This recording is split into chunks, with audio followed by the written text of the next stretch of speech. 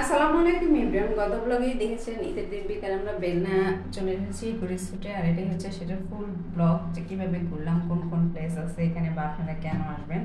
এটা কিন্তু বেলনা যে বাজারটা, আপনারা কেরানীগঞ্জে মধু সিটি থেকে সোজা বেলনার রিক্সা বা কিছু নিয়ে আসলে বেলনা রিক্সার্ভ করলেই নিয়ে আসবে।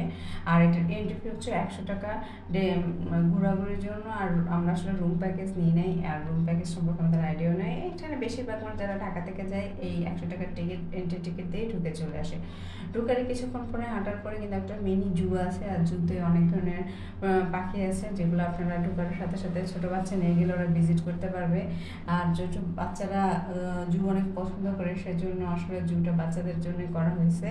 আর এখানে অনেক ধরনের পাখি রয়েছে, অনেক ধরনের মুরগি থেকে শুরু করে অনেক বিভিন্ন প্রজাতির পাখি।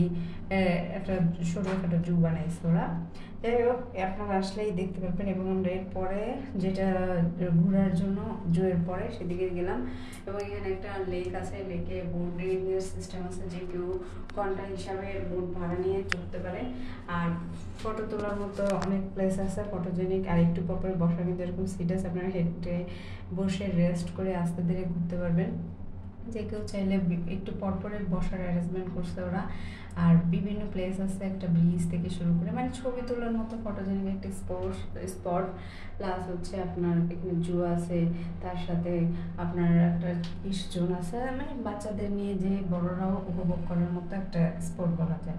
আর এটা একটা রিসোর্ট।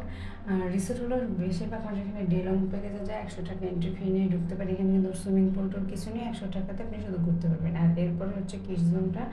কিডস জোনটা বলতে একটা পার্কের মতো ছোট শিশু পার্ক। এখানে যে এগুলা আছে, সাথে প্লেন, দোলনা, ট্রেন, এগুলা সব কিছুতে বাচ্চাদের 50 টাকা করে পার টিকিটে উঠাইতে পারবেন।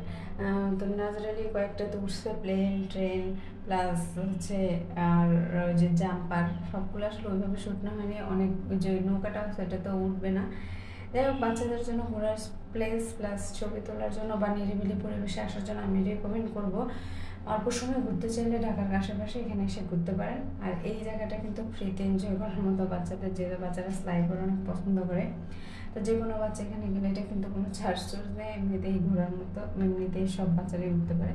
তো আমি সবাইকে বলবো অবশ্যই বেলনা ইকোরিসোর্ট যেতে পারেন আপনারা, যারা ছবি তুলতে পছন্দ করেন বা নিরিবিলি ফ্যামিলি টাইম কাটাতে চান কিছুক্ষণ, বা একটা সুন্দর হলিডেতে বিকালে সময় কাটাতে চান, তারা অবশ্যই যে ঘুরে আসতে পারেন। বাচ্চাদের নিয়ে গেলেও এনজয় করতে পারবেন, বড়রাও যারা ছবি তুলতে পছন্দ করেন তারাও এনজয় করতে পারবেন।